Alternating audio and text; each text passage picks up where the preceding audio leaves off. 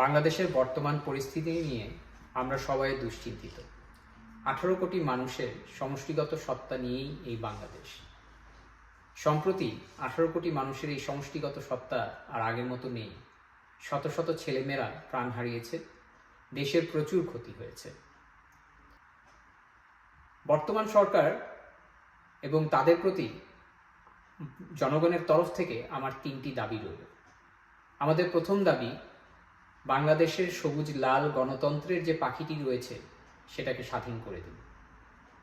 বাংলাদেশের মানুষের বাক স্বাধীনতাটা তাদের গায়ে বয়ে চলা লাল রক্তের মতো, তাই মানুষদেরকে বাক স্বাধীনতা দিন।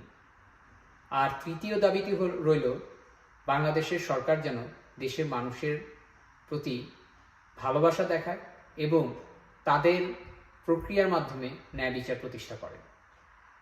বিশেষ করে বাংলাদেশে যারা মন্ত্রী এবং আমলারা রয়েছেন, তাদের বাংলাদেশের মানুষের প্রতি চাকর অথবা সেবক হয়েই সেবা দেওয়া উচিত।